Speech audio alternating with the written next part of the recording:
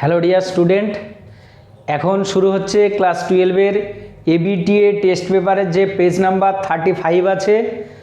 এই 35-এর যে 3 নাম্বারের কোশ্চেনগুলো আছে, মানে পেজটা স্টার্ট হচ্ছে 35-এ, কিন্তু 3 নাম্বারের যে কোশ্চেন সেগুলো কিন্তু তারপরে আছে। 37 যে পেজ সেখানে আছে। তাহলে এখানে এই 3 নাম্বারের যে কোশ্চেন সেগুলো নিয়ে আলোচনা করছি, তোমরা ভিডিওটা অবশ্যই শেষ পর্যন্ত দেখবে। দেখো, প্রথমে যে কোশ্চেনটা আছে, বজ্র বহের কার্যনীতি ব্যাখ্যা করো, বা বজ্র নিবারক কিভাবে কাজ করে সেটার ব্যাখ্যা করতে বলেছে।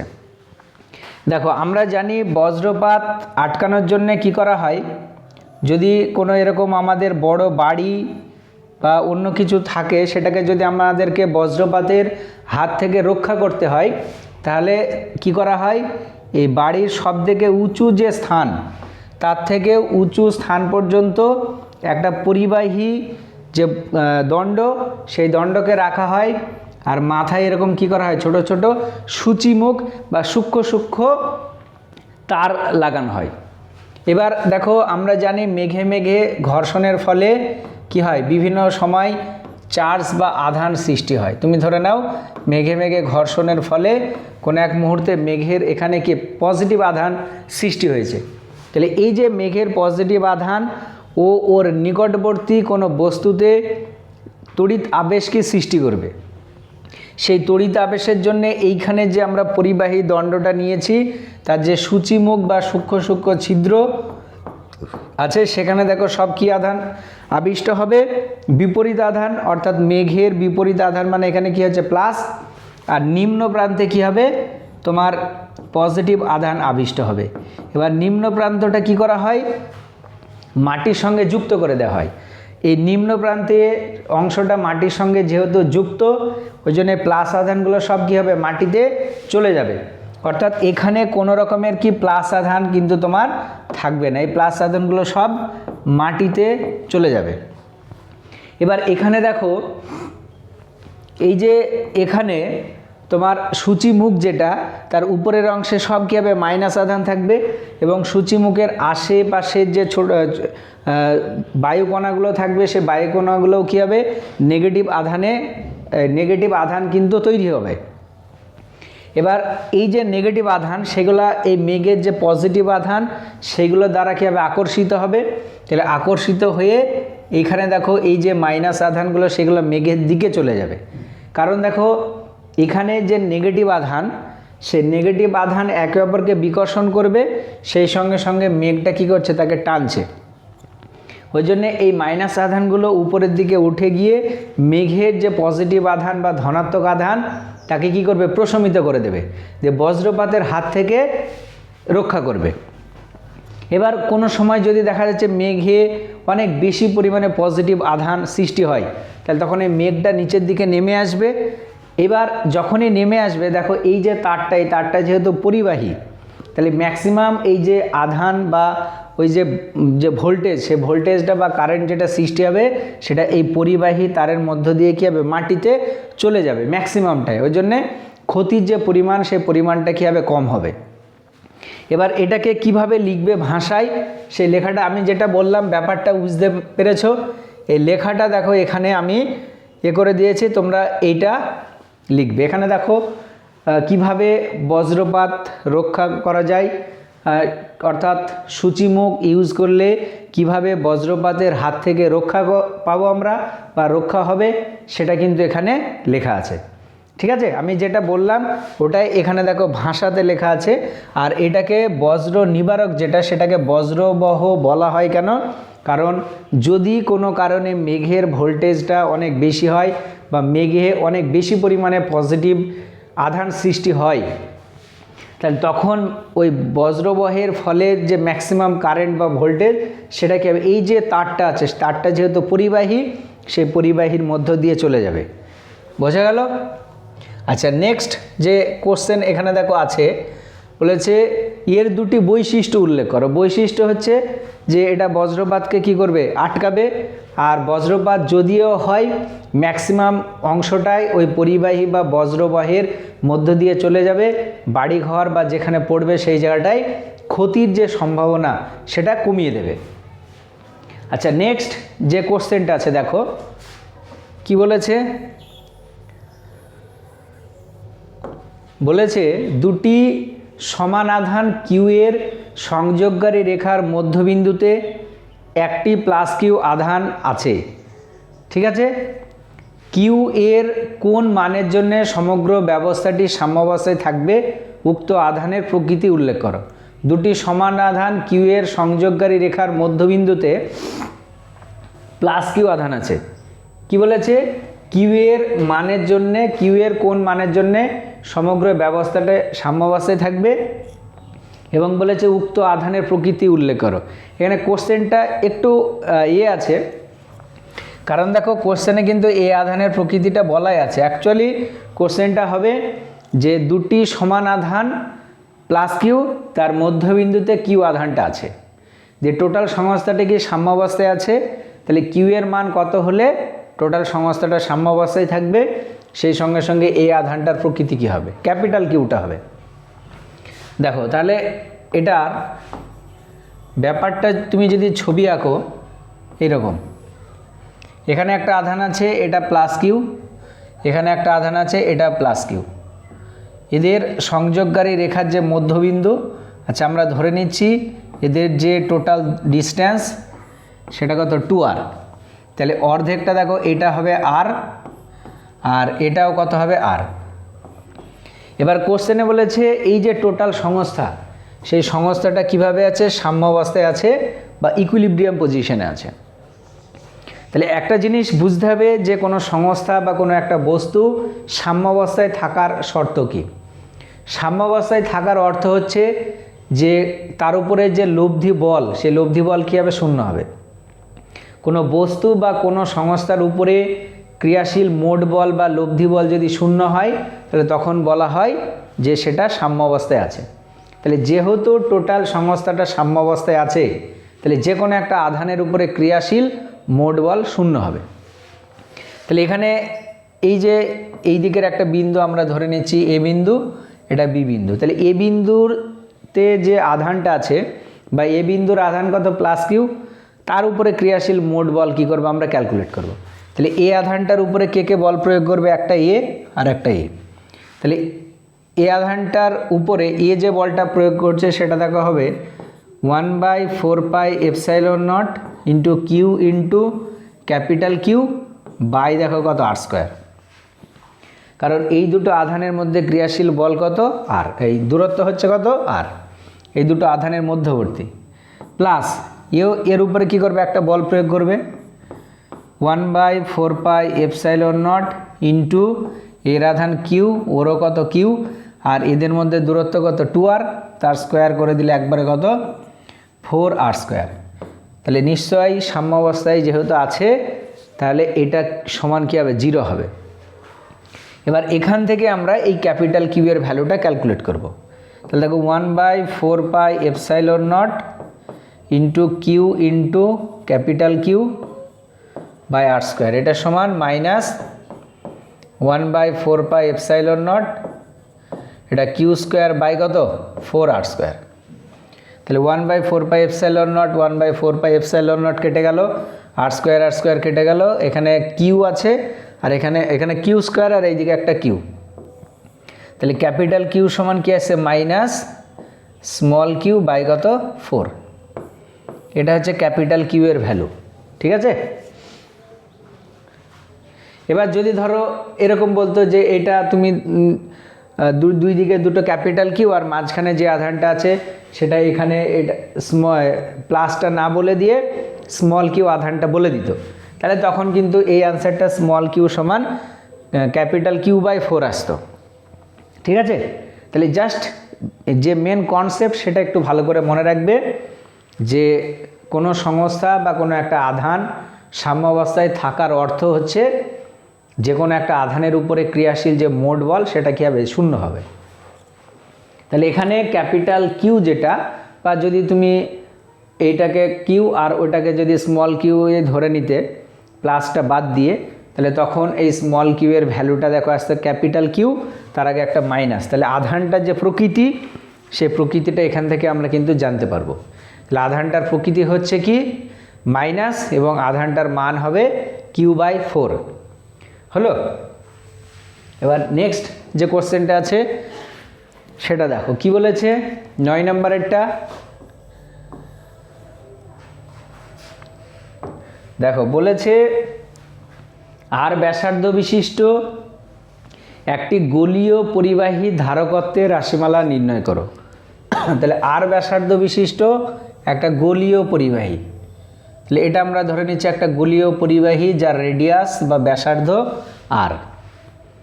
ঠিক আছে, তাহলে এর যে আধান সে একটা আধান থাকবে, আমরা ধরে নিচ্ছি এর আধান হচ্ছে কত কিউ। তাহলে এই গোলীয় পরিবাহীটার যদি আমরা বিভব ক্যালকুলেট করি, দেখো বিভব সিজিএস এবং এসআই দুটোই যদি আমরা ক্যালকুলেশন করি, যদি এসআই হয় তাহলে 1/4πε0 Q/r, এটা এসআই। আর যদি সিজিএসে আমরা ক্যালকুলেট করি বিভব ভি, এটা সমান আসবে কত Q/r।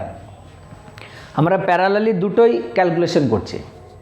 তাহলে এর বিভব দেখো এইটা, তাহলে এর যদি আমরা ধারকত্ব ক্যালকুলেশন করি, ধারকত্ব সি এটা সমান আমরা কি জানি Q/v।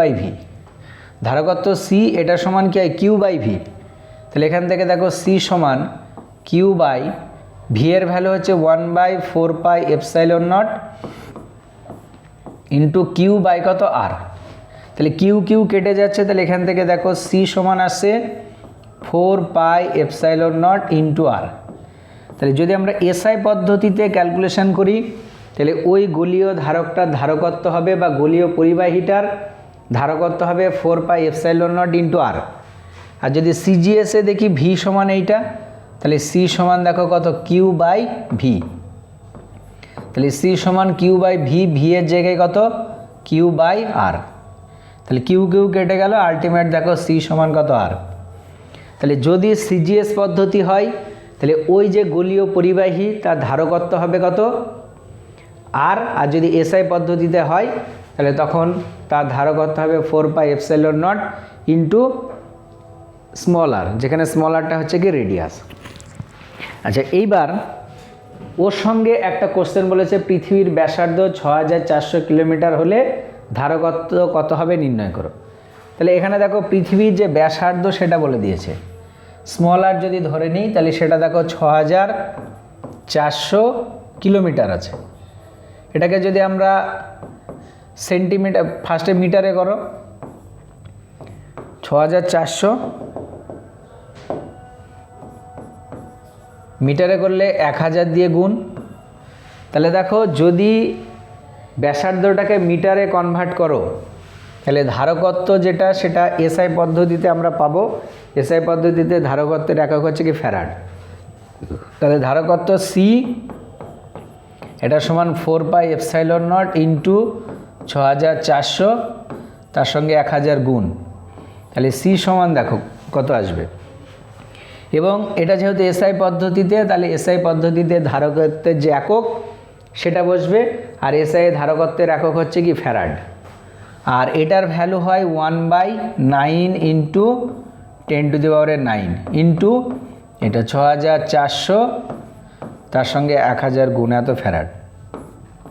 এটা ক্যালকুলেটারে বসাবে, তাহলেই এসআই পদ্ধতিতে তার ধারকত্ব তার রাশিমালা চলে আসবে। হলো? এবার নেক্সট যে কোশ্চেনটা আছে সেটা দেখো। নেক্সট কোশ্চেন কি আছে, পরিবাহীর মধ্য দিয়ে তড়িৎ প্রবাহের জন্য উৎপন্ন চৌম্বক ক্ষেত্র সম্পর্কিত বায়ো-সাভার্টের সূত্রটি বিবৃত করো। দেখো আমরা জানি কোনো একটা পরিবাহীর মধ্য দিয়ে যদি কারেন্ট প্রবাহিত হয় তাহলে তার চারিদিকে একটা চৌম্বক ক্ষেত্র সৃষ্টি হয়। সেই চৌম্বক ক্ষেত্রের রাশিমালা বা চৌম্বক ক্ষেত্রের মান কত হবে সেটা এই বায়ো-সাভার্ট ল থেকে কি করা যায়, ক্যালকুলেশন করা যায়। সে বায়ো-সাভার্ট লটা একটু ভালো করে দেখো। ধরো এইরকম একটা পরিবাহী তার মধ্য দিয়ে একটা নির্দিষ্ট পরিমাণে কি কারেন্ট যাচ্ছে, সেই কারেন্টটা হচ্ছে কত আই। এবার এই তারটা থেকে একটা নির্দিষ্ট দূরে, নির্দিষ্ট বলতে তুমি ধরে নাও আর দূরত্বে একটা বিন্দু, সেটা হচ্ছে পি। তাহলে এই তারের জন্যে এই পি বিন্দুতে যে চৌম্বক ক্ষেত্র সেটা বায়ো-স্যাভার্ট সূত্রের সাহায্যে নির্ণয় করা যায়। ঠিক আছে, এবার বায়ো-স্যাভার্টের সূত্রটা যদি বিবৃত করতে হয় তাহলে আগে আমরা এর ম্যাথামেটিক্যাল ইকুয়েশনটা দেখে নেব, তারপরে বিবৃত করব। তাহলে এখানে দেখো এই তারের মধ্যে দিয়ে যেহেতু কারেন্ট ফ্লো করছে, তাহলে পি পয়েন্টে একটা ম্যাগনেটিক ফিল্ড থাকবে। তাহলে আচ্ছা, এখানে আমরা এই তারের এই জায়গাটা একটা ছোট্ট অংশ ধরে নিচ্ছি, সেই যে ছোট্ট অংশ সেটা হচ্ছে ডিএল। তাহলে ডিএল যেটা সেটা ভেক্টর, এই ডিএল আর আর যেটা তার মধ্যবর্তী যে অ্যাঙ্গেল, সেই অ্যাঙ্গেলটাকে আমরা ধরে নিচ্ছি কত, থিটা। তাহলে ছোট্ট ডিএল অংশের জন্য পি বিন্দুতে যে চৌম্বক ক্ষেত্রটা থাকবে সেই চৌম্বক ক্ষেত্রটা কত, ডিবি। তাহলে 1 নাম্বার এইটা ডিবি সমানুপাতিক কী হবে, আই। অর্থাৎ কোনো একটা তার থেকে একটা নির্দিষ্ট দূরে চৌম্বক ক্ষেত্র তারের মধ্য দিয়ে প্রবাহিত প্রবাহের প্রবাহমাত্রা সমানুপাতিক। 2 নাম্বার হবে ডিবি সমানুপাতিক 1/r², দূরত্বের বর্গের ব্যস্তানুপাতিক। ডিবি সমানুপাতিক হচ্ছে ডিএল, মানে তারের দৈর্ঘ্যের সঙ্গে কি সমানুপাতিক, আর আরেকটা হচ্ছে ডিবি সমানুপাতিক হচ্ছে সাইন থিটা। অর্থাৎ ডিএল আর ওই যে দূরত্ব তার মধ্যবর্তী যে কোণ তার সাইনের সঙ্গে কী হবে, সমানুপাতিক হবে। তাহলে এই 4টে সূত্রকে একসঙ্গে তোমার বলা হয় কি, বায়ো-স্যাভার্টের সূত্র। তাহলে এইভাবে লিখতে হবে যে কোনো তারের মধ্য দিয়ে যদি কারেন্ট প্রবাহিত হয় তাহলে তারটা থেকে একটা নির্দিষ্ট দূরে চৌম্বক ক্ষেত্রের মান ওই তারের মধ্য দিয়ে প্রবাহিত কারেন্টের সমানুপাতিক, তারপরে দূরত্বের বর্গের ব্যস্তানুপাতিক, তারের দৈর্ঘ্যের সমানুপাতিক, আর তারের দৈর্ঘ্যের ক্ষুদ্রতম অংশ আর দূরত্বের মধ্যবর্তী যে কোণ তার সাইনের সঙ্গে কি সমানুপাতিক। এটা হচ্ছে বায়ো-স্যাভার্টের সূত্র। আচ্ছা, বলেছে ওই সূত্রের সাহায্যে তড়িৎবাহী বৃত্তাকার লুপের কেন্দ্রবিন্দুতে চৌম্বক ক্ষেত্রের মান নির্ণয় করো। তাহলে দেখো একটা বৃত্তাকার পরিবাহী, সেই পরিবাহীটার ব্যাসার্ধটাকে আমরা ধরে নিচ্ছি কত, আর। আর এর মধ্য দিয়ে তুমি ধরে নাও অ্যান্টি ক্লকওয়াইজ ডিরেকশনে একটা কারেন্ট ফ্লো করছে, সেই কারেন্টটা হচ্ছে কত, আই। এবার আমরা ক্যালকুলেশন করব যে এর কেন্দ্রবিন্দুতে ম্যাগনেটিক ফিল্ড এখানে। তাহলে এখানে যদি আমরা এই তারের একটা ছোট্ট অংশ ধরে নিই, সেই ছোট্ট অংশটা হচ্ছে ডিএল। তাহলে ওই ডিএল অংশের জন্যে ও বিন্দুতে যে চৌম্বক ক্ষেত্র এটা যদি ডিবি হয় তাহলে এটা সমান হবে μ0/4π, এটা হচ্ছে আই ডিএল সাইন থিটা, মানে এখানে থিটার জায়গায় 90 ডিগ্রি হবে, বাই নিচে কত, r²। দেখো এই যে 4টে সূত্র, হ্যাঁ, এই 4টে সূত্রকে যদি আমরা একসঙ্গে লিখি তাহলে দেখো এক চলে আসবে, ডিবি সমানুপাতিক I dl sine theta by কত, r²। আর সমানুপাতিকটাকে সমান করতে গেলে যে ধ্রুবকটা নিয়ে আসা হয় সেই ধ্রুবকটা হচ্ছে μ0/4π। আচ্ছা, এইবার এখানে আমরা দেখো এই ডিবি যেটা, সেই ডিবিটা অ্যাকচুয়ালি কত হবে, μ0/4π আই ডিএল বাই কত, r²। এটা কারণ সাইন 90 ডিগ্রির ভ্যালু জানি আমরা কত হয়, 1 হয়। এবার এখানে একটা জিনিস লক্ষ্য করো যে এই যে বৃত্তাকার পরিবাহী তার মধ্য দিয়ে যে কারেন্টটা ফ্লো করছে সেই কারেন্টের ভ্যালুটা দেখো কি কনস্ট্যান্ট বা ফিক্সড, আর এই যে রেডিয়াস সেই রেডিয়াসটা হচ্ছে কি ফিক্সড। তাহলে এবার এই টোটালটার জন্য যদি আমাদেরকে ম্যাগনেটিক ফিল্ড ক্যালকুলেট করতে হয়, এটা হচ্ছে ছোট্ট অংশ ডিএল এর জন্য, তাহলে টোটালটার জন্য যদি আমরা ক্যালকুলেশন করি বি, তাহলে এটা দেখো সামেশন করলেও হবে, ইন্টিগ্রেশন করলেও হবে, μ0/4π আই ডিএল বাই কত, r²। এবার এখানে দেখো বি সমান μ0/4π আই বাই r²। এটা কি ধ্রুবক, বাইরে বেরিয়ে চলে আসলো, সামেশনের মধ্যে ডিএল। তাহলে সামেশন অফ ডিএল মানে কি, টোটাল যদি তারটার জন্য আমরা ডিএলটা যোগ করি তাহলে দেখো ওই বৃত্তাকার পরিবাহীর পরিধির সঙ্গে কী হবে, সমান হবে। তাহলে এখানে পরিধির ফর্মুলা হচ্ছে 2πr। তাহলে এখানে দেখো পাই পাই কেটে গেল, এখানে একটা 2 কেটে যাবে, ঠিক আছে, 4 আর 2 কেটে গেলে একটা 2 হবে। তাহলে বি সমান আলটিমেট দেখো আসছে μ0I বাই নিচে কত, 2r।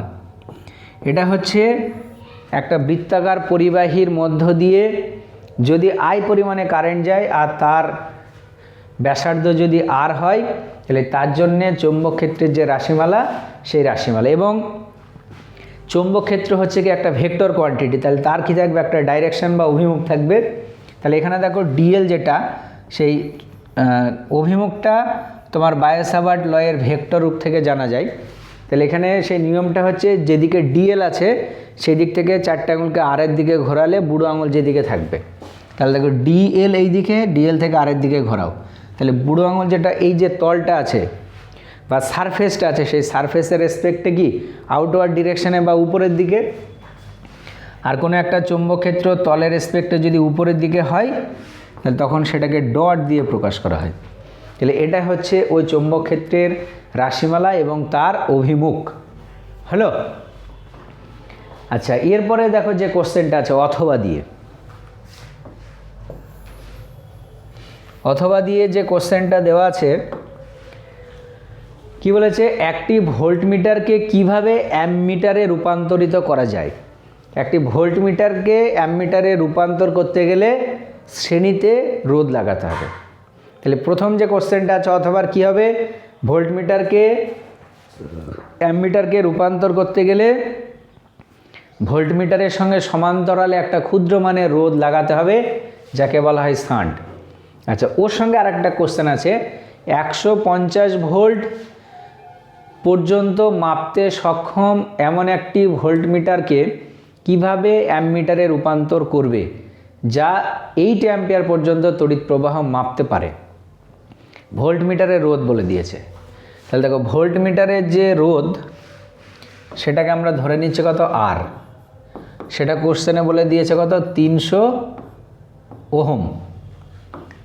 আর একটা দেখো বলেছে ভোল্টমিটারের যে বিভব পার্থক্য, মানে ভোল্টমিটারের যে ভোল্টেজ ভি, এটার সমান হচ্ছে 150 ভোল্ট।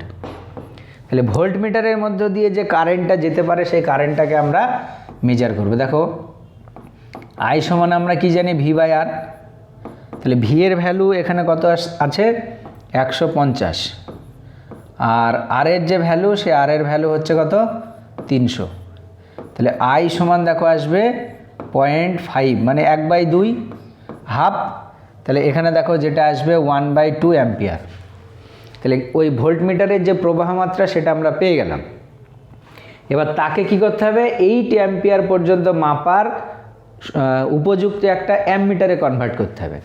তাহলে দেখো আমরা জানি গ্যালভানোমিটারের সঙ্গে বা ভোল্টমিটারের সঙ্গে যদি আমরা সমান্তরালে রোধ লাগাই তাহলে সেটা অ্যামমিটারের মতো কাজ করে। সেই অ্যামমিটারের মধ্য দিয়ে যে প্রবাহ মাত্রা সেটা যদি ওই গ্যালভানোমিটার বা ভোল্টমিটারের প্রবাহ মাত্রার n গুণ হয়, তাহলে তখন আমরা যে রোধটা লাগাতে হয় যেটাকে বলা হয় শান্ট, তার ফর্মুলা জেনে যদি গ্যালভানোমিটার হয়, তোমরা নিশ্চয়ই ফর্মুলা পড়েছো জি বাই কত n-1। এখানে জি বলতে এখানে যে রেজিস্ট্যান্সটা দেওয়া আছে ভোল্টমিটারের সেটা, এর জায়গায় দেওয়া আছে দেখো কত 300। আর এনটা কি ছিল, দেখো এন এটার সমান হচ্ছে ওই গ্যালভানোমিটার বা ভোল্টমিটারের মধ্য দিয়ে যে প্রবাহটা মাপা হবে সেটা দেখো 8 অ্যাম্পিয়ার। আর নিচে কি হবে, তোমার ওই ভোল্টমিটারের মধ্য দিয়ে যে প্রবাহটা ম্যাক্সিমাম যেতে পারে, যেটা আমরা পেয়েছি কত 0.5। তাহলে এন সমান দেখো আসবে 8, এটা 0.5 মানে 1/2, তাহলে 2টা উপরে উঠে গেল। তাহলে এন সমান দেখো এটা কত হয়ে গেল 16 হলো। দেখো ফর্মুলা হচ্ছে এইটা, তোমরা থিওরিতে পড়েছো যে এন সমান আই বাই কত আইজি। আইটা হচ্ছে কি ম্যাক্সিমাম যে প্রবাহটা মাপতে হবে, আর আইজিটা যেটা ম্যাক্সিমাম যেতে পারে ওই গ্যালভানোমিটারটা বা ভোল্টমিটারটা পুড়ে যাওয়ার আগে পর্যন্ত। তাহলে এই ফর্মুলায় যদি এখানে বসাই 16 মাইনাস 1, তাহলে এস সমান দেখো 300 বাই কত 15, তাহলে এস সমান দেখো কত 20 ওহম। তাহলে ওই যে ভোল্টমিটারটা আছে তাকে 8 অ্যাম্পিয়ার প্রবাহ মাত্রা মাপার উপযুক্ত একটা অ্যামমিটারে কনভার্ট করতে হলে ওই যে ভোল্টমিটারটা আছে তার সঙ্গে সমান্তরালে 20 ওহম মানের একটা কি করতে হবে, রোধ লাগাতে হবে। বোঝা গেল? আচ্ছা, নেক্সট যে কোশ্চেনটা আছে দেখো কি বলেছে, হাইগেন্সের নীতিটি বিবৃত করো। ওর সঙ্গে কি আছে, তরঙ্গমুখ বলতে কি বোঝো, ওর সঙ্গে আছে সরল রৈখিক উৎস থেকে নির্গত তরঙ্গমুখ কি প্রকৃতির হবে। তিনটে কোশ্চেন, হাইগেন্সের নীতি। তাহলে হাইগেন্সের যে নীতি সেটা একটু ভালো করে দেখে নাও। এটা হচ্ছে হাইগেন্সের নীতি কি, সমসত্ব মাধ্যমে কোনো আলোক উৎস থেকে আলোক তরঙ্গ সমবেগে চারিদিকে ছড়িয়ে পড়ে, যে কোনো মুহূর্তে চারিদিকে ধাবমান তরঙ্গগুলি একটি গোলকের তলে পৌঁছায়, ওই গোলকের তলে অবস্থিত প্রতিটি বিন্দু সমদশা সম্পন্ন হয়, তাই ওই গোলকের তল হলো তরঙ্গমুখ। এই তরঙ্গমুখে অবস্থিত প্রতিটি বিন্দু এক একটি নতুন উৎস বা গৌণ উৎস হিসেবে কাজ করে, অর্থাৎ এই গৌণ উৎস থেকে গৌণ তরঙ্গ বা অনুতরঙ্গ সৃষ্ট হয়ে একই বেগে চারিদিকে কি ছড়িয়ে পড়ে। এটাই হচ্ছে হাইগেন্সের নীতি। দেখো এখানে পরের যে কোশ্চেনটা আছে, এখানে যে তরঙ্গমুখ বলতে কি বোঝো, তাহলে ওই হাইগেন্সের নীতির মধ্যেই তরঙ্গমুখ কথাটা দেখো বা তরঙ্গমুখের সংজ্ঞা আছে। এবার ওটা যদি তোমরা আলাদা করে লিখতে চাও এইভাবেও দেখো লেখা যাবে, তরঙ্গের গতিপথের ওপর অবস্থিত ও নিরবিচ্ছিন্নভাবে কম্পনশীল সকল সমদশা সম্পন্ন কণার অবস্থান তল বা নিরবিচ্ছিন্ন সঞ্চারপথকে বলা হয় তরঙ্গমুখ। তুমি যদি ভাবো এখান থেকে হাইগেন্সের যে নীতি, সে হাইগেন্সের নীতি থেকেও প্রথম পার্টটা যেটা সেটা দেখো, তরঙ্গমুখের ডেফিনেশন কিন্তু দেওয়া আছে। আচ্ছা, এর সঙ্গে আর একটা যে কোশ্চেন আছে দেখো ভালো করে, যে হ্যাঁ এখানে দেখো সরল রৈখিক উৎস থেকে নির্গত তরঙ্গমুখ কি প্রকৃতির হবে। তাহলে এটা মনে রাখবে, সরল রৈখিক তোমার উৎস থেকে তরঙ্গমুখ হবে চোঙাকৃতি প্রকৃতির, বা এটা হচ্ছে চোঙাকৃতি। সরল রৈখিক যে আলোক উৎস সেখান থেকে যে তরঙ্গমুখটা বেরিয়ে আসবে বা যে তরঙ্গমুখটা সৃষ্টি করবে সেটা হচ্ছে কি চোঙাকৃতি। এরপরে যে কোশ্চেনটা আছে দেখো, আলোর ব্যতিচার কাকে বলে, সেই সঙ্গে সঙ্গে হচ্ছে স্থায়ী ব্যতিচারের জন্য শর্ত। দেখো আলোর ব্যতিচার হচ্ছে প্রায় সমান বা সমানতর বিস্তার এবং কম্পাঙ্কযুক্ত দুটো আলোক তরঙ্গ যদি সামান্য পথ পার্থক্য নিয়ে মাধ্যমের কোনো একটা জায়গায় উপরিপাতিত হয়, তাহলে যেখানে উপরিপাতিত হচ্ছে সেখানে লব্ধি আলোক তরঙ্গের বিস্তার কখনো কখনো বেশি হবে, আবার কখনো কখনো কি হবে, কম হবে। এই যে ঘটনা, এই ঘটনাটাকে তোমার বলা হচ্ছে কি আলোর ব্যতিচার। আর স্থায়ী ব্যতিচারের যে শর্ত, সেই শর্তটা হচ্ছে যে আলোক তরঙ্গ দুটোর ব্যতিচার ঘটবে সে আলোক তরঙ্গ দুটোকে অবশ্যই সুসঙ্গত হতে হবে। ঠিক আছে, সুসঙ্গত হতে হবে, অর্থাৎ তাদের মধ্যে কোনো রকমের দশা পার্থক্য থাকবে না এবং কোহ্যারেন্ট সোর্স হতে হবে। এক কথায় দেখো সুসঙ্গত এখানে প্রথমে দেখো আলোর ব্যতিচারের যে সংজ্ঞা কি, মাধ্যমের কোনো অঞ্চলে একই বিস্তার ও কম্পাঙ্কযুক্ত দুটি আলোক তরঙ্গের উপরিপাত হলে লব্ধি আলোক তরঙ্গের তীব্রতা ওই অঞ্চলের কোনো কোনো বিন্দুতে বৃদ্ধি পায় এবং কোনো কোনো বিন্দুতে হ্রাস পায়। এই ঘটনাকে বলা হয় কি আলোর ব্যতিচার। আর স্থায়ী ব্যতিচারের যে শর্ত দেখো এখানে অনেকগুলো লেখা আছে। ঠিক আছে, তাহলে প্রথমে যে শর্তটা আছে, উৎস দুটি নিরবিচ্ছিন্নভাবে একই কম্পাঙ্ক বা তরঙ্গ দৈর্ঘ্য বিশিষ্ট, অর্থাৎ একবর্ণী আলোক তরঙ্গ নিঃসরণ করবে, না হলে ভিন্ন ভিন্ন বর্ণের জন্য গঠিত পটির সমাপতন ঘটবে ও দৃশ্যমান পটির সংখ্যা কমে যাবে।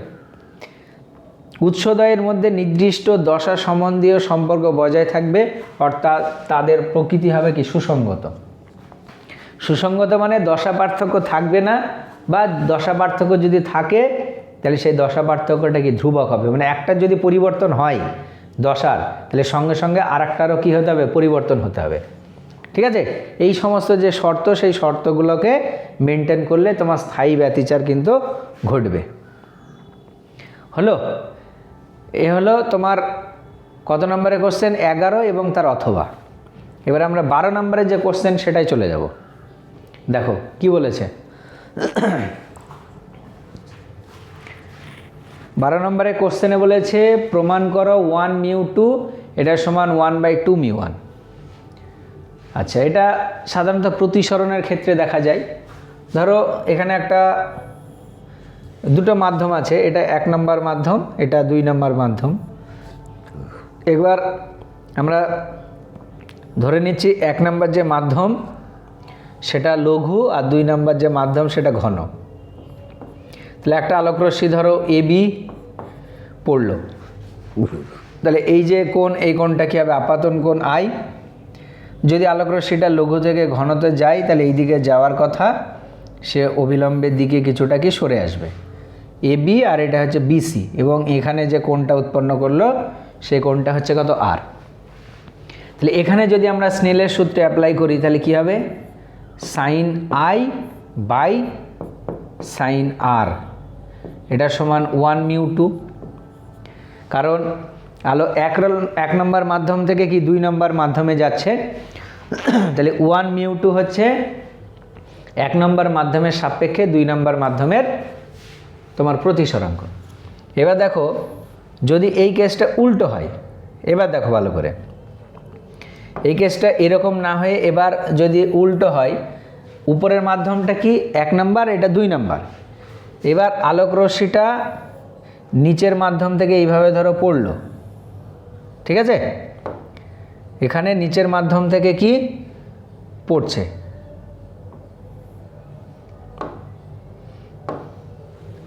দেখো ভালো করে, এখানে আলোক রশ্মিটা এইভাবে পড়লো, তাহলে এখানে এটা হবে আপাতন কোণ। আর এখানে দেখো আলোক রশ্মিটা কী হচ্ছে? ঘন মাধ্যম থেকে লঘু মাধ্যমে যাচ্ছে। তাহলে আমরা জানি ঘন মাধ্যম থেকে যদি লঘু মাধ্যমে যাই তাহলে সে কিছুটা কী হয়? দূরে সরে যায়। তাহলে দেখো অ্যাকচুয়ালি আলোটা যাওয়ার কথা ছিল কোন দিকে? এই দিকে। তাহলে এখানে আলোটা পড়লো, এই যে কোণ, এই কোণটা হচ্ছে কি এর ক্ষেত্রে আপাতন কোণ আই, আর এটা হচ্ছে প্রতিসরণ কোণ আর, আর আলোক রশ্মিটা এই দিকে যাচ্ছে। এটা 1 নম্বর মাধ্যম, এটা 2 নম্বর মাধ্যম হলো। বা তুমি ধরে নাও এই কোণটা হচ্ছে কি আপাতন কোণটা এখানে আর, আর এখানে প্রতিসরণ কোণ যেটা সেটা হচ্ছে কত? আই। এবার যদি এখানে আমরা স্নেলের সূত্রে অ্যাপ্লাই করি তাহলে কি হবে? এখানে দেখো স্নেলের সূত্র যদি তুমি অ্যাপ্লাই করো তাহলে sine r by sine i, ঠিক আছে? এটা কি আপাতন কোণ আর এটা হচ্ছে প্রতিসরণ কোণ হলো। এইবার এটা সমান দেখো আমরা লিখতে পারবো 2 মিউ 1, কারণ আলোক রশ্মিটা এবার কি 2 নম্বর মাধ্যম থেকে 1 নম্বর মাধ্যমে গিয়েছে।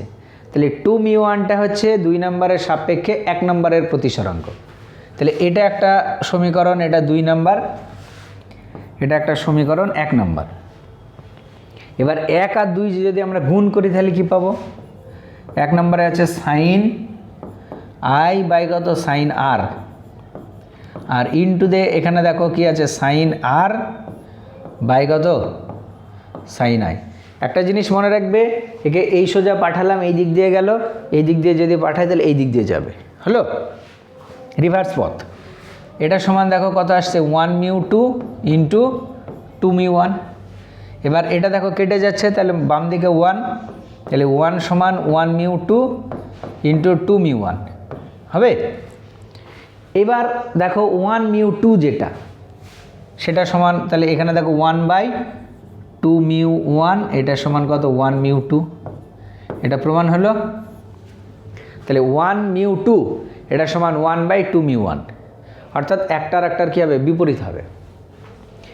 তারপরে যে কোশ্চেনটা বলেছে, দেখাও যে সমান্তরাল কাঁচ ফলকের মধ্য দিয়ে আলোর প্রতিসরণে রশ্মির কোনো রকম চ্যুতি ঘটে না।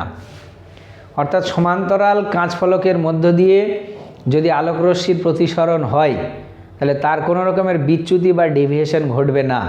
অ্যাকচুয়ালি ওর একটা পার্শ্ব সরণ বা ল্যাটারাল ডিসপ্লেসমেন্ট দেখা যায়।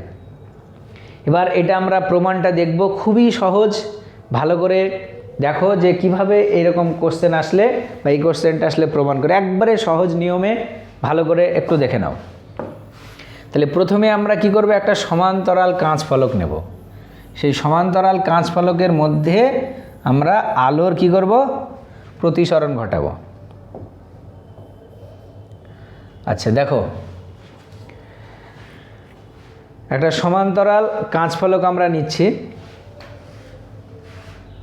আচ্ছা এখানে এটাকে কাঁচ ফলক করে দিই, এটা যেহেতু আছে।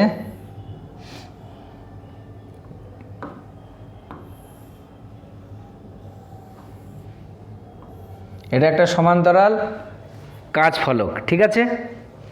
এখানে একটা আলোকরশ্মি পড়লো, এই আলোকরশ্মিটা হচ্ছে এবি। তাহলে এখানে কি করতে হবে, একটা অভিলম্ব টানতে হবে। এই যে কোণ, এইটা আপতিত রশ্মি, এখানে যে কোণটা উৎপন্ন করছে সেই কোণটাকে আমরা ধরে নিচ্ছি কত, I1। তাহলে এই আলোকরশ্মিটার অ্যাকচুয়ালি দেখো এই সোজা চলে যাওয়ার কথা, এই আলোকরশ্মিটার যাওয়ার কথা এই দিকে, কিন্তু আলোকরশ্মিটা কি হচ্ছে, তোমার এয়ার মিডিয়াম থেকে গ্লাস মিডিয়ামের মধ্যে যাচ্ছে। তাহলে আমরা জানি আলোকরশ্মি যদি লঘু থেকে ঘনতে যায় তাহলে অভিলম্ব থেকে কি হয়, দূরে সরে যায়। তাহলে এই দিকে যাওয়ার কথা, কিছুটা অভিলম্বের দিকে কি, এই অভিলম্বের দিকে সরে আসে। অভিলম্বের দিকে সরে আসলো, এই যে অ্যাঙ্গেল, এই অ্যাঙ্গেলটাকে আমরা ধরে নিচ্ছি R1। এবার এখানে পড়লো, তাহলে এই যে কোণ, এই কোণটা দেখো দ্বিতীয় তলে প্রতিসরণের ক্ষেত্রে আপাতন কোণ, এটা হচ্ছে C। তাহলে এই যে আপাতন কোণ সেটাকে আমরা ধরে নিচ্ছি কত, R2। এবার দেখো যদি মাধ্যমটা চেঞ্জ না হতো তাহলে আলোকরশ্মিটা সোজা এই দিকে যেত। এবার যেহেতু আলোকরশ্মিটা ঘন থেকে লঘুতে যাচ্ছে, তাহলে এবার কী হবে, অভিলম্ব থেকে দূরে সরে যাবে, অর্থাৎ এই দিকে যাবে। তো এই হচ্ছে ABCD ওই আলোকরশ্মিটার কি গতিপথ। এবার আমরা দেখাবো যে AB আর CD পরস্পর কি সমান্তরাল। এখানে যে আপাতন কোণ, সেই আপাতন কোণটাকে, এই প্রতিসরণ যে কোণ সেটাকে আমরা ধরে নিচ্ছি কত, I2।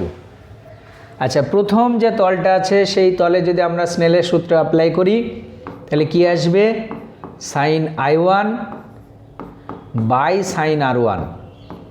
এবার দেখো এয়ার মিডিয়াম থেকে গ্লাস মিডিয়ামে যাচ্ছে, তাহলে A মিউ জি। সেকেন্ড যে সারফেসটা আছে সেখানে যদি আমরা স্নেলের সূত্র অ্যাপ্লাই করি তাহলে কি আসবে, sin R2 by sin I2। এবার কি গ্লাস থেকে এয়ার মিডিয়ামে যাচ্ছে, তাহলে জি মিউ এ আসবে, একেবারে সহজ। এবার দুটোকে কি করো, গুণ করো। তাহলে বাম দিকটা গুণ করলে কি হবে, sin I1 by sin R1 into sin R2 by কত, sin I2। এটা সমান A mu g into g mu a. আচ্ছা এই যে চিত্র, সেই চিত্র অনুসারে তোমার R1 আর R2 কি সমান, একটা আর একটার একান্তর কোণ। তাহলে এটা কেটে যাবে, তাহলে আলটিমেট কি পড়ে থাকছে, sin I1 by sin I2। এটা দেখো A মিউ জি, এটাকে আমরা লিখতে পারবো 1 বাই জি মিউ এ যেটা আছে তাকে 1 বাই A মিউ জি লিখে দিলাম। এটা সেম কেটে গেল।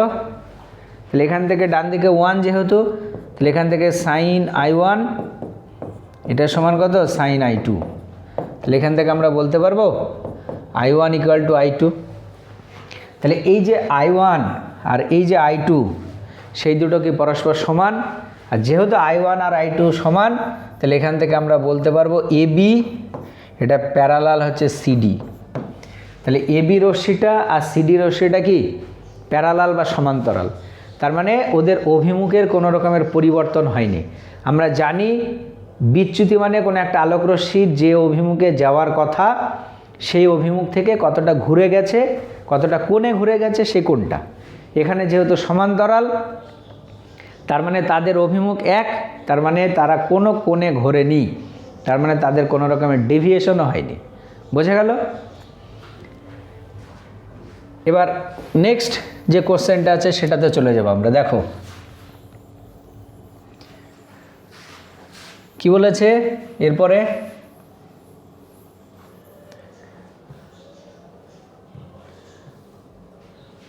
এটা একটা হলো অথবা দিয়ে বলেছে তুল্যাঙ্ক লেন্স বলতে কি বোঝো। তুল্যাঙ্ক লেন্স হচ্ছে যদি আমরা একাধিক লেন্স ব্যবহার করি দিয়ে সেই একাধিক লেন্সের ক্ষেত্রে কোনো একটা জায়গায় বস্তুকে রাখার পরে তার একটা যে প্রতিবিম্ব তৈরি হলো, ঠিক আছে। এবার একাধিক লেন্স ইউজ না করে যদি আমরা একটা লেন্স ইউজ করি, সেই একটা লেন্সের ক্ষেত্রে যদি এইরকম হয় যে একাধিক লেন্সের ক্ষেত্রে যেখানে বস্তু রাখা হয়েছিল আর যেখানে প্রতিবিম্ব তৈরি হয়েছিল, একটা লেন্স রাখলেও যদি সেই এক জায়গাতে বস্তু রাখলে অন্য জায়গায় প্রতিবিম্ব তৈরি হয়, তখন তোমার ওই যে একটা লেন্স, সেই একটা লেন্সকে তোমার ওই অনেকগুলো লেন্সের কি বলা হবে? তুল্যাঙ্ক লেন্স।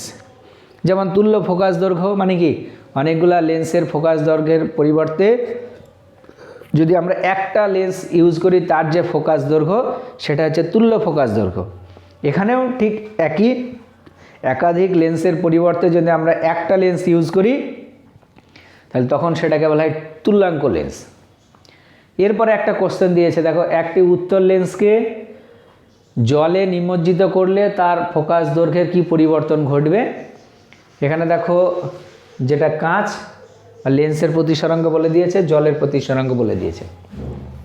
তাহলে ওই লেন্সটা যখন বায়ুতে ছিল তার যদি ফোকাস দৈর্ঘ্য তোমার FA হয়, তাহলে এটাকে আমরা এইভাবে লিখতে পারবো, তাহলে A mu G minus 1 into এখানে ফর্মুলা হয় 1/r1 মাইনাস কত 1/r2। ঠিক আছে। এবার এই লেন্সটাকে কি করা হয়েছে? জলে ডোবানো হয়েছে। তাহলে জলে যে ফোকাস দৈর্ঘ্য সেটাকে আমরা ধরে নিচ্ছি FW। তাহলে এটার সমান কত আসবে? এবার আলোক রশ্মিটা কোথায় থেকে যাচ্ছে? জল থেকে কাঁচে। তাহলে এটা হবে W মিউ জি minus 1 into 1/r1 minus 1/r2 হলো। আচ্ছা, আমাদের জলে ফোকাস দৈর্ঘ্যটা ক্যালকুলেশন করতে বলেছে। তাহলে যদি এইটাকে এটা দিয়ে ভাগ করে দিই, তাহলে দেখো এটাকে তুমি ধরে নাও 1 নম্বর সমীকরণ, এটা 2 নম্বর সমীকরণ। 1কে 2 দিয়ে ভাগ করো, তাহলে 1/FA বাই 1 কত FW। তাহলে ডান দিকে কি আসবে? ডান দিকে দেখো এইটা ভাগ এইটা, তাহলে এইটাতে যেহেতু সেম আছে কেটে যাবে। তাহলে A mu G minus 1 by W mu G minus 1 হলো। এবার এখানে লিখছি, দেখো এটা মানে অ্যাকচুয়ালি কত আসছে? FW বাই FA, এটা সমান দেখো কি আসছে? A মিউ জি মানে বায়ুর সাপেক্ষে কাঁচের প্রতিসরাঙ্ক, সেটা কোশ্চেনে বলেছে 1.5 মাইনাস 1। নিচে দেখো W মিউ জি, এটাকে আবার লেখা যায় mu g A mu g by A mu W minus 1।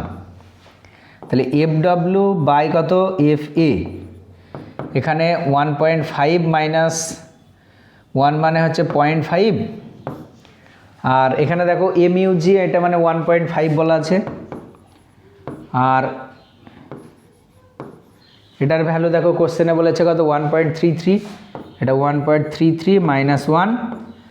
এবার এটাকে কি করতে হবে? ক্যালকুলেশন করতে হবে।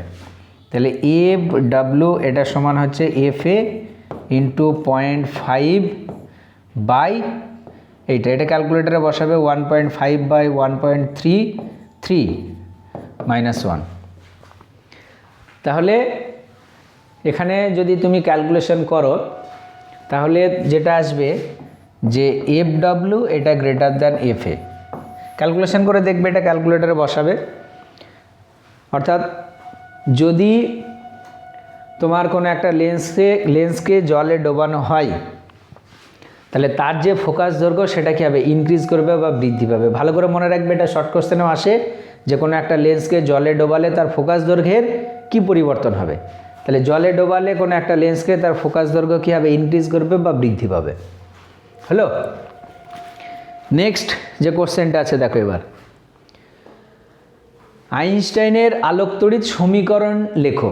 জাস্ট আইনস্টাইনের আলোকতড়িৎ সমীকরণটা লিখতে বলেছে। তাহলে আমরা আইনস্টাইনের যদি আলোকতড়িৎ সমীকরণটা লিখি তাহলে সেই সমীকরণটা হচ্ছে এইটা, H নিউ এটার সমান হচ্ছে E ম্যাক্স প্লাস W0। অর্থাৎ দেখো এরকম ছিল, আলোকতড়িৎ ক্রিয়া, যে কোনো একটা ধাতব পাত তাতে আলো পড়লো, আলোর যে শক্তি সেই শক্তিটা কত এইচ নিউ। সেই আলোর যে শক্তি সেটার একটা অংশ কি কাজে লাগে, ওই ধাতব পৃষ্ঠ থেকে ইলেকট্রনটা নির্গত করতে, যেটাকে বলা হয় তার ওয়ার্ক ফাংশন বা কার্য অপেক্ষক। আর বাকিটা সাহায্যে সে কী করে, গতিশক্তি নিয়ে যায়। সে গতিশক্তিটা হচ্ছে এইটা ই ম্যাক্স। জাস্ট সমীকরণটা লিখতে বলেছে, ওর সঙ্গে বলেছে আলোক তড়িৎ ক্রিয়ার দুটি বৈশিষ্ট্য লেখো। তাহলে এখানে দেখো বৈশিষ্ট্য তো অনেক কটা আছে, যে কোনো দুটো লিখবে। 1 নম্বর হচ্ছে আলোক তড়িৎ প্রবাহ মাত্রা আলো তীব্রতার সঙ্গে কি সমানুপাতিক। আলোক তড়িৎ প্রবাহ মাত্রা আলো তীব্রতার সমানুপাতিক। আলোক তড়িৎ ক্রিয়া তাৎক্ষণিক ঘটনা। তারপরে আলোক তড়িৎ ক্রিয়ার ক্ষেত্রে নিবৃত্তি বিভব তীব্রতার উপর নির্ভর করে না, আপতিত আলোর কম্পাঙ্কের উপর নির্ভর করে। এই সমস্ত যে বৈশিষ্ট্য, সেই বৈশিষ্ট্যগুলো লিখলে হবে। অনেক কটা আছে, তাহলে আমি যে 3টে বললাম এই 3টে লিখলে হবে। তারপরে দেখো বলেছে একটি ইলেকট্রনের গতিশক্তি 500 ইলেকট্রন ভোল্ট হলে এর তরঙ্গ দৈর্ঘ্য কত হবে। আচ্ছা, আমরা জানি ডি ব্রগলি যে হাইপোথেসিস, সেখান থেকে যে কোনো একটা আধান বা যে কোনো একটা কণা যদি গতিশীল হয়, তাহলে তার সঙ্গে সঙ্গে কী হয়, একটা ওয়েভ বা তরঙ্গ সৃষ্টি হয়।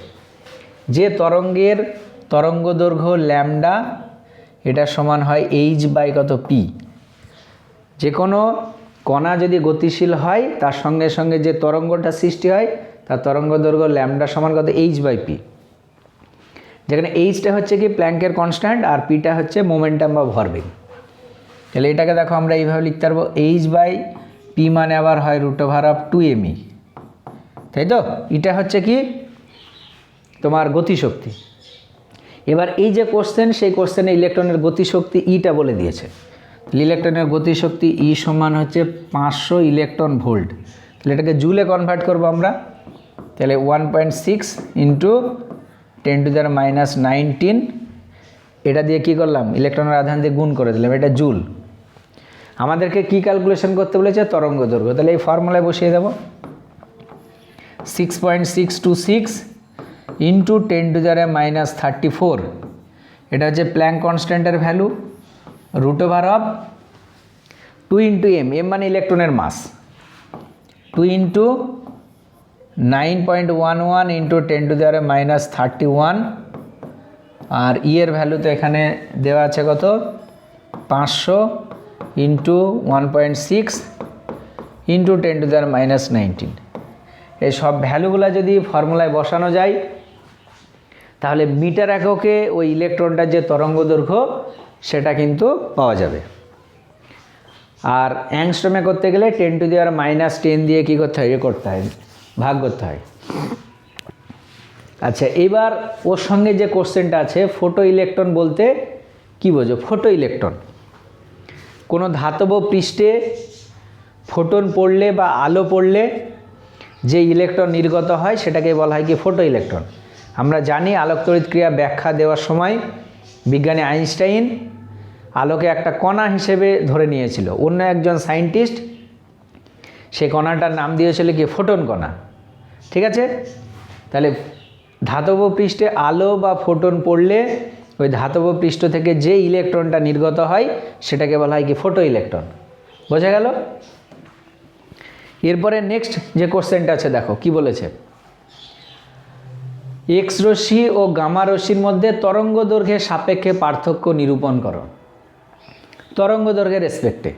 তাহলে দেখো, এক্স রশ্মির তরঙ্গ দৈর্ঘ্যের পাল্লা হচ্ছে এইটা, এক্স রশ্মি তার তরঙ্গ দৈর্ঘ্যের পাল্লা হচ্ছে 10⁻⁻8 থেকে 10⁻⁻11 মিটার। এটা হচ্ছে কি তোমার এক্স রশ্মির তরঙ্গ দৈর্ঘ্যের পাল্লা। আর গামা রশ্মির তরঙ্গ দৈর্ঘ্যের পাল্লা হচ্ছে তোমার এইটা 10⁻⁻11, মানে সব থেকে ছোটো হচ্ছে গামা রশ্মি। তাহলে তরঙ্গ দৈর্ঘ্যের সাপেক্ষে, তাহলে এক্স রশ্মির তরঙ্গ দৈর্ঘ্য হচ্ছে বেশি, গামা তরঙ্গ দৈর্ঘ্য সেই তুলনায় কম। আর একটা হচ্ছে তোমার গামা রশ্মির যেহেতু তরঙ্গ দৈর্ঘ্য অনেক কম, তাহলে তার যে ভেদন ক্ষমতা সেটা কী হবে, অনেকটা বেশি হবে এক্স রশ্মির তুলনায়। হলো। আর একটা বলেছে কোশ্চেন ওর সঙ্গে, এটা 1 নম্বর থাকবে আর কি। বলেছে বৈশিষ্ট্যমূলক এক্স রশ্মি বর্ণালীর উৎপত্তি ব্যাখ্যা করো, অর্থাৎ ক্যারেক্টারিস্টিক্স এক্স রে বা বৈশিষ্ট্যমূলক এক্স রশ্মি কীভাবে তৈরি হয়। দেখো, বৈশিষ্ট্যমূলক এক্স রশ্মি তৈরি হওয়ার যে রহস্য, এক্স রশ্মি কখন সৃষ্টি হয়, যে কোনো ধাতব পৃষ্ঠে যদি আমরা ইলেকট্রন ফেলি তাহলে সেখান থেকে এক ধরনের রশ্মি নির্গত হয়। পরে মানে প্রথমে বিজ্ঞানী রন্টজেন ওই রশ্মি সম্পর্কে সেরকম কিছুই জানতো না বা সেরকম তার কাছে অজানা ছিল, ওই জন্যে এই রশ্মিটার নাম দিয়েছিল কি এক্স রশ্মি। যেমন আমরা ম্যাথামেটিক্সে কোনো আননোন রাশিকে যেমন এক্স ধরে নিই, তাহলে রন্টজেনের কাছে ওই রাশিটার বৈশিষ্ট্য সম্পর্কে কি অজানা ছিল, ওই জন্য ওটাকে কি এক্স ধরে নিয়েছিল। পরে দেখা গেছে যে এক্স রশ্মি হচ্ছে কি একটা ইলেকট্রোম্যাগনেটিক ওয়েভ বা তড়িৎচুম্বকীয় তরঙ্গ, যেটা আলোর গতিবেগে কি চলাচল করে। তাহলে দেখো, ধাতব পৃষ্ঠে ইলেকট্রন পড়ছে। এবার ধাতব পৃষ্ঠ মানে আমরা কি জানি, পরমাণু দ্বারা গঠিত। আর পরমাণু কীরকম, একটা নিউক্লিয়াস, তার চারিদিকে বিভিন্ন যে বৃত্তাকার কক্ষপথ, সেই কক্ষপথে ইলেকট্রনগুলো কি করে, আবর্তন করে। এবার বৈশিষ্ট্যমূলক এক্স রশ্মি হচ্ছে যে যখন আমরা তোমার ধাতব পৃষ্ঠে ইলেকট্রন ফেলছি, সেখান থেকে এক ধরনের বিকিরণ নির্গত হচ্ছে, কন্টিনিউয়াস নির্গত হতে হতে মাঝে মধ্যে ওই রশ্মির কি একটা চূড়া পাওয়া যাচ্ছে। সেই চূড়াগুলোকেই তোমার বলা হচ্ছে কি ক্যারেক্টারিস্টিক্স এক্স রে বা বৈশিষ্ট্যমূলক এক্স রশ্মি। সেটা কিভাবে সৃষ্টি হচ্ছে, তাহলে দেখো এই যে পরমাণু, সেই পরমাণুতে কি আছে, কক্ষপথে বিভিন্ন ইলেকট্রন আছে। ইলেকট্রনগুলো আমরা জানি এই কক্ষপথে কি করে, রোটেট করে। তাহলে দেখো, এইবার এই ধাতব পৃষ্ঠে আমরা কি করেছি, ইলেকট্রন ফেলেছি বা ক্যাথোড রশ্মি। তাহলে ধাতব পৃষ্ঠে যখন এরকম ইলেকট্রন পড়ছে, এই ইলেকট্রনটা ওই ধাতব পৃষ্ঠের যে পরমাণু, সেই পরমাণুর মধ্যে কি প্রবেশ করছে। এবার এই ইলেকট্রন যেটা আমরা ফেলছি তার সঙ্গে বাকি যে কক্ষপথের ইলেকট্রন আছে তার মধ্যে কি কলিশন বা সংঘর্ষ ঘটছে। এবার ওই সংঘর্ষ যখন হবে তখন কিন্তু একটা শক্তি কি নির্গত হবে। এবার ধরো অনেকগুলো ইলেকট্রন যদি ফেলি আমরা, ইলেকট্রন অনেকগুলো যদি ফেলা হয়, তাহলে কোনো না কোনো ইলেকট্রনের সঙ্গে তার কী হবে, সংঘর্ষ ঘটবেই।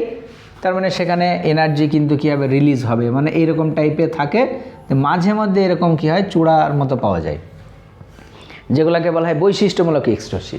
তাহলে এই চূড়াগুলো কিসের জন্য সৃষ্টি হচ্ছে, সেটাই হচ্ছে বৈশিষ্ট্যমূলক এক্স রশ্মির সৃষ্টির কারণ। এবার এই ইলেকট্রনটা যখন ফেলা হয় তখন তার যে ভেলোসিটি সেটা কিন্তু যথেষ্ট বেশি হয়। এবার এই ইলেকট্রনটা ধরো নিউক্লিয়াসের যদি খুব কাছাকাছি চলে যায়, আমরা জানি এইটা হচ্ছে কে কক্ষপথ, এটা এল কক্ষপথ।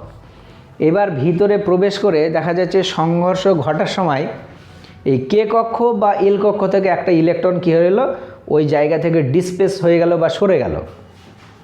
তাহলে যদি এই নিম্নতম কক্ষপথ থেকে কোনো একটা ইলেকট্রন সরে যায়, ধরে নাও এখানে একটা ইলেকট্রন ছিল, সরে গেল, তাহলে এখানে হোল বা গর্তের সৃষ্টি হবে। এবার যখনই ওই জায়গাটায় শূন্য স্থানের সৃষ্টি হবে, তখন উচ্চতম যে কক্ষপথ অর্থাৎ এম কক্ষপথ থেকে ওই জায়গাটা কি দখল করার জন্য কিন্তু চলে আসবে। তাহলে যখনই এই এম কক্ষপথ থেকে একটা ইলেকট্রন এখানে আসবে, আমরা জানি ইলেকট্রন উচ্চতম কক্ষপথ থেকে নিম্নতম কক্ষপথে নেমে আসতে পারে যদি সে শক্তি কী করে, বিকিরণ করে বা ছাড়ে। তাহলে এই কক্ষপথ থেকে যখন কে কক্ষপথ মানে এম কক্ষপথ থেকে যদি কোনো একটা ইলেকট্রন এল কক্ষপথে নেমে আসে, তাহলে সে শক্তি ছাড়বে। ওখানে যে বিকিরণটা পাওয়া যায় বৈশিষ্ট্যমূলক এক্স রশ্মি, সেটাকে বলা হয় কে আলফা। আর এম কক্ষপথে থেকে যদি তোমার দেখো, এম কক্ষ থেকে যদি এল কক্ষে আসে কে আলফা, আর এম কক্ষ থেকে যদি, আচ্ছা এটা উল্টো হলো, কে কক্ষপথে যদি হয় তাহলে এম কক্ষ থেকে হচ্ছে তোমার কে কক্ষপথ কে আলফা, আর এম কক্ষ থেকে যদি এল কক্ষপথে আসে তাহলে সেটাকে বলা হয় কি কে বিটা। তাহলে এই হচ্ছে বৈশিষ্ট্যমূলক এক্স রশ্মি সৃষ্টির কারণ। এটা যদি বলো যে স্যার কিভাবে লিখবো আমরা, তাহলে কিভাবে লিখবে সেটা একটু ভালো করে দেখে নাও। এ হচ্ছে লেখা, এই লেখাটা তোমরা খাতায় লিখবে, পরীক্ষায় যদি আসে তাহলে এটা লিখবে। এবং এই কোশ্চেনটা 2025 এইচএসের জন্য ভেরি ভেরি ইম্পর্টেন্ট। বৈশিষ্ট্যমূলক এক্স রশ্মি কাকে বলে, এটা কিভাবে সৃষ্টি হয় এবং এই রিলেটেড যে মোজলে সূত্রটা আছে সেটা হলো। এবার আমরা নেক্সট যে কোশ্চেন সেটাই চলে যাব। 15 নম্বরের কোশ্চেন কি বলেছে, পিএন সংযোগ ডায়োডের নিঃশেষিত অঞ্চল বলতে কি বোঝো? নিঃশেষিত অঞ্চল বা ডিপ্লেশন রিজিয়ান।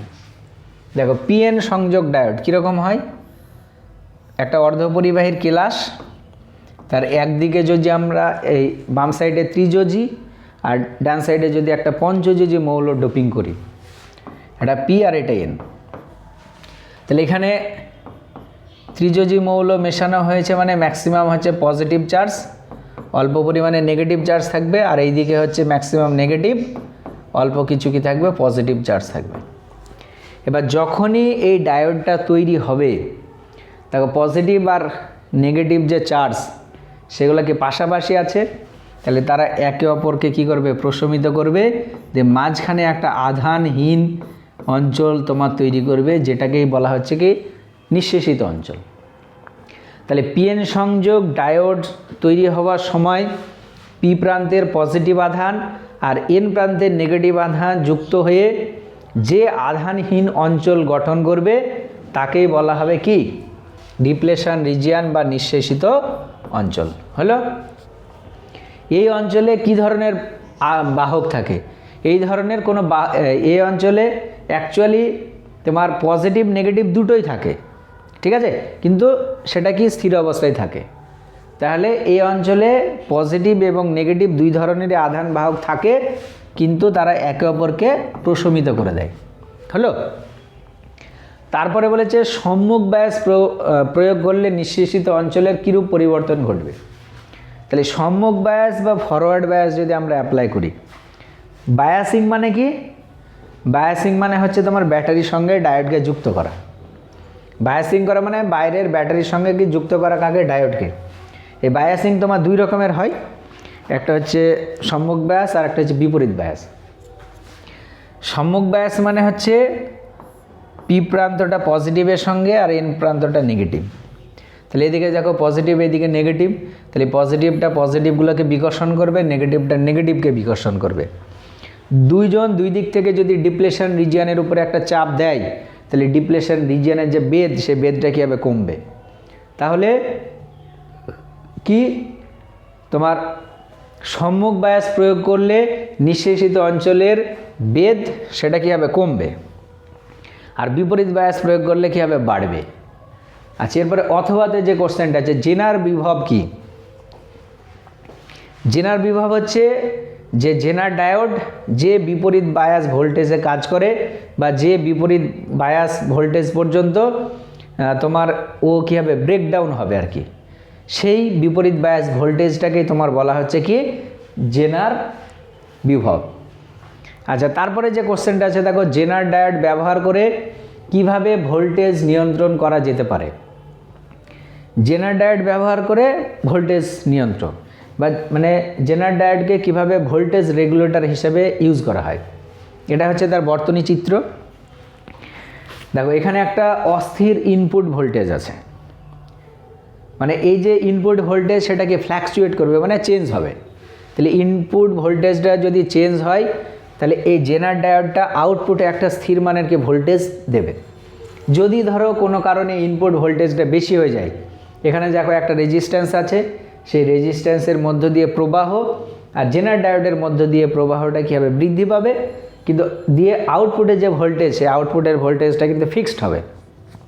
মানে এর মধ্যে দিয়ে কারেন্ট বেশি যাচ্ছে, তার মানে ওর ভোল্টেজ বেশি হবে, তখন আউটপুটের যে ভোল্টেজ, সেই ভোল্টেজটা কী হবে, কন্ট্রোলে থাকবে। যদি কোনো কারণে ভোল্টেজটা কী হয়ে যায়, কমে যায়, তাহলে তখন এর মধ্যে দিয়ে কারেন্ট কী হবে, কম যাবে, জেনার ডায়োডে কারেন্ট কম যাবে, যে আউটপুটের যে ভোল্টেজ সেটা কিন্তু ফিক্সড মানের একটা পাওয়া যাবে। তাহলে এইভাবে জেনার ডায়োডকে ভোল্টেজ রেগুলেটর বা ভোল্টেজ নিয়ন্ত্রক হিসেবে ব্যবহার করা হয়। আচ্ছা, এটা হয়ে গেল। এরপরে 16 নম্বরের যে কোশ্চেন সেটা আমরা চলে যাব। দেখো কি বলেছে, ওয়ার গেট কি, ডায়োড ব্যবহার করে একটি ওয়ার গেটের বর্তনী প্রস্তুত করো। ওয়ার গেট হচ্ছে যে গেটের যে কোনো দুটো ইনপুট বা দুটোর মধ্যে যে কোনো একটা ইনপুট যদি হাই হয় তাহলে আউটপুট ভোল্টেজটা হাই বা উচ্চ হবে, সেই ধরনের গেটকে বলা হবে কি অর গেট। আর কি বলেছে, ডায়োড ব্যবহার করে একটি অর গেটের বর্তনী প্রস্তুত করো। তাহলে ডায়োড ব্যবহার করে যদি একটা অর গেট আঁকা হয় তাহলে সেই ছবিটা হবে এরকম। দেখো এটা একটা ডায়োড, এটা একটা ডায়োড, দুটো ইনপুট, এখানে একটা এ একটা বি। দেখো আমরা জানি ইনপুট 0 হতে পারে 1 হতে পারে। তাহলে দেখো এখানে যখন 5 ভোল্টের সঙ্গে লাগাচ্ছে তখন এটা 1, আর এটার সঙ্গে গ্রাউন্ড করা মানে ওটা 0। তাহলে এখানে দেখো অর গেটের ক্ষেত্রে এটা ইনপুট আর এটা একটা ইনপুট, আর এটা হচ্ছে দুটো কি পিএন সংযোগ ডায়োড। তাহলে ডায়োড ব্যবহার করে এটা হচ্ছে তোমার অর গেটের কি বর্তনী চিত্র। যদি ধরো এ এর ভ্যালু 1 হয়, বি এর ভ্যালু 0 হয়, তখন এই ডায়োডটা কী হবে, ফরওয়ার্ড বায়াস থাকবে, আউটপুটে একটা কারেন্ট পাওয়া যাবে। তারপরে এটা যদি 0 এটা 1 হয় তখন এইটা ফরওয়ার্ড বায়াসে থাকবে, তখন আউটপুটে একটা ভোল্টেজ বা কারেন্ট পাওয়া যাবে, মানে আউটপুটটা 1 হবে। আবার যদি দুটোই 1 হয় তাও 1 হবে। আবার যদি ধরো দুটোই 0, মানে এটাও রিভার্স বায়াস এটাও রিভার্স বায়াস, মানে এটাও 0 এটাও 0, তাহলে তখন কী হবে, আউটপুটে কোনো কারেন্ট পাওয়া যায় না। ওই জন্যে অর গেটের যদি তুমি ট্রুথ টেবিল দেখো, অর গেটের ট্রুথ টেবিলটা হয় এরকম। এটা হচ্ছে এ আর এটা বি, 0 0-তে 0 হবে, কারণ ওয়াই সমান হয় এ প্লাস বি। 0 0-তে 0, 1 0-তে 1, 0 1-এ 1, 1 1-এ 1। এটা হচ্ছে অর গেটের কি ট্রুথ টেবিল বা বর্তনী চিত্র, এই সত্য সারণী। এরপরে যে কোশ্চেনটা যে দেখো, একটি ট্রানজিস্টারে বিটা সমান 100 বলে দিয়েছে। এটা বি না, এটা বিটা। বিটার সমান হচ্ছে কত, 100। আর আইবি বলে দিয়েছে, আইবি হচ্ছে 20 মাইক্রো অ্যাম্পিয়ার, মানে 20 × 10⁻⁶ অ্যাম্পিয়ার। আর আমাদেরকে নিঃসারক প্রবাহ ক্যালকুলেট করতে বলেছে, মানে আইই, এটা সমান কত, ঠিক আছে। এবার বিটার সমান আমরা কি জানি, বিটার সমান তোমার হয় আইসি বাই কত, আইবি। তাহলে এখানে যেহেতু বিটা দেওয়া আছে আর আইবি দেওয়া আছে, এখান থেকে আমরা আইসি পেয়ে যাব। আইসি সমান হচ্ছে আইবি ইন্টু বিটা, তার মানে 20 × 10⁻⁶ ইন্টু 100। এটা কার ভ্যালু পাওয়া গেল, আইসি। আই সমান আমরা কি জানি, আইই এটা সমান হয় আইসি প্লাস আইবি। কোশ্চেনে আইবি দেওয়া আছে আর এখান থেকে আইসি পেয়ে গেলাম, দুটোর ভ্যালু যোগ করলেই আইই চলে আসবে। খুবই সহজ একটা অঙ্ক। তারপরে এনপিএন ট্রানজিস্টারের বর্তনী চিত্র অঙ্কন করো। এনপিএন ট্রানজিস্টার এর বর্তনী চিত্র হচ্ছে এরকম।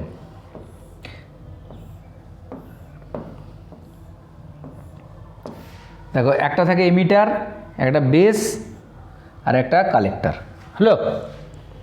এবার এখানে এনপিএন যেহেতু এমিটারের, এখানে কী হবে, কারেন্ট এই দিকে বেরোবে, তাহলে এটা হচ্ছে এন, বেসটা হয় পি, আর এটা হচ্ছে এন। এটা হচ্ছে এনপিএন ট্রানজিস্টারের কি সার্কিট সিম্বল বা বর্তনী চিত্র।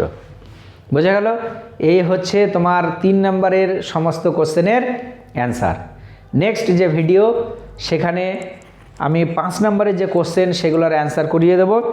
তারপরে পরের যে ফিজিক্সের পেজটা আছে সেই পেজে চলে যাব, ঠিক আছে।